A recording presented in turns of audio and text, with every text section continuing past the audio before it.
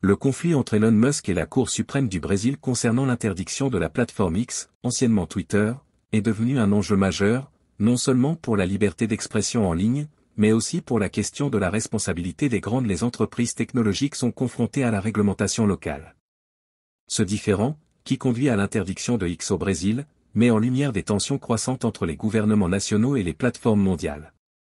Tout a commencé lorsque la Cour suprême du Brésil, sous la direction du juge Alexandre de Moraes, a ordonné l'interdiction de X.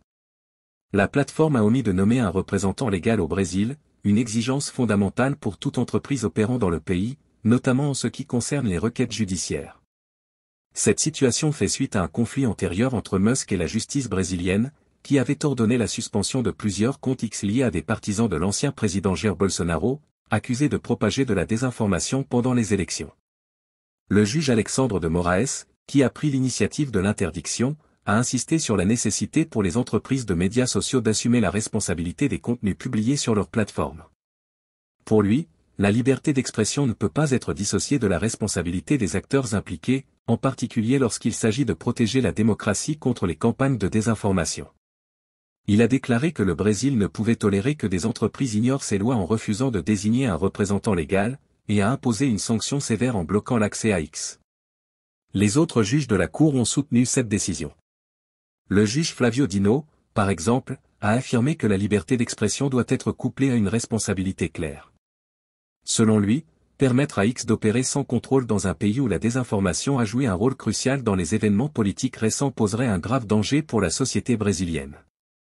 Dino a également souligné que les lois nationales doivent être respectées, même par des entreprises globales, et que l'absence de conformité de X représente un défi pour l'application des lois locales.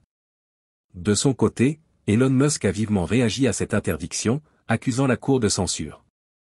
Il a décrit les actions de la justice brésilienne, en particulier celle du juge de Moraes, comme des attaques contre la liberté d'expression, un principe fondamental de la démocratie. Musk a particulièrement remarqué le fait qu'un pseudo-juge non élu avait le pouvoir de fermer une plateforme entière, qualifiant cela de tentative de manipulation politique.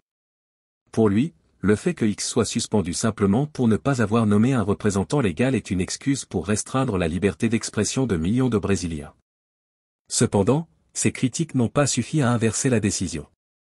La Cour a renforcé l'interdiction en menaçant de lourdes amendes pour toute personne ou entreprise tentant d'accéder à X via des VPN ou d'autres moyens détournés. De plus, la Cour a ordonné aux plateformes comme Apple et Google de retirer l'application de leur boutique en ligne pour empêcher de nouvelles installations au Brésil. Cette interdiction a eu des répercussions immédiates sur les utilisateurs brésiliens de X, qui comptent des millions d'abonnés dans le pays. Privés d'accès à la plateforme, beaucoup se sont rapidement tournés vers des alternatives, notamment Threads, une nouvelle plateforme lancée par Meta, et Bluesky, cofondée par Jack Dorsey, l'ancien PDG de Twitter.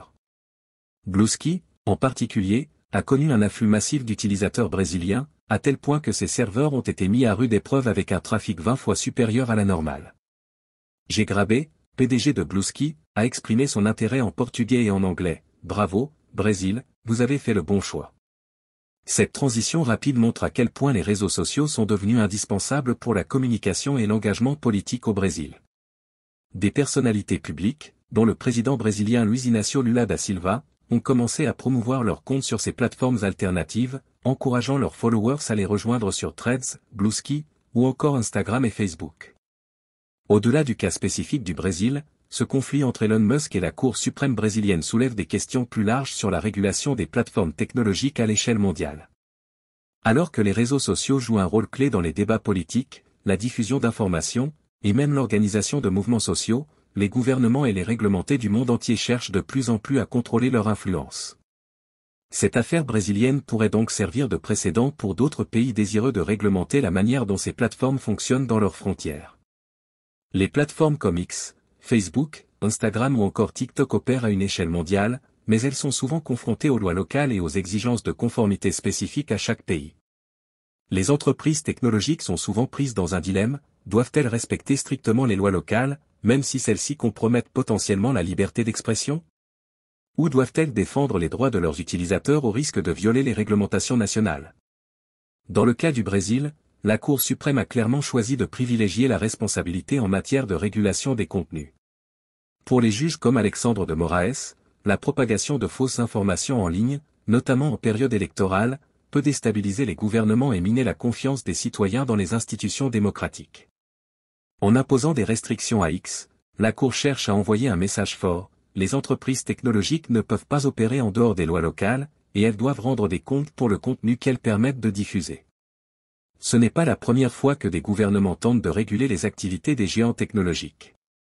En Europe, le Règlement général sur la protection des données, RGPD, impose des règles strictes en matière de protection des données des utilisateurs, tandis qu'aux États-Unis, des débats sont en cours pour renforcer la régulation des réseaux sociaux, notamment sur la modération des contenus haineux ou mensongers.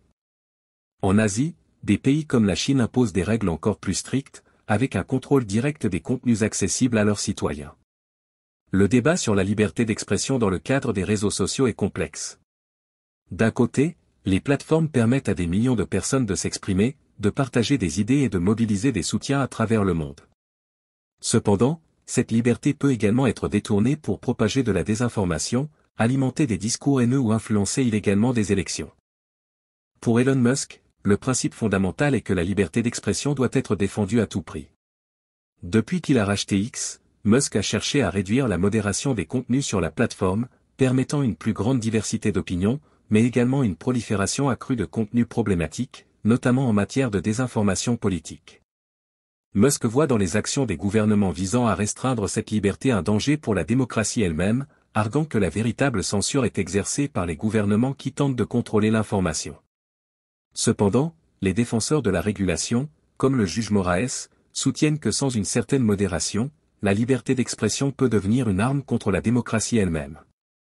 Les campagnes de désinformation massive, souvent orchestrées via des bots ou des comptes anonymes, peuvent fausser les résultats d'élections, polariser les sociétés et alimenter des théories du complot.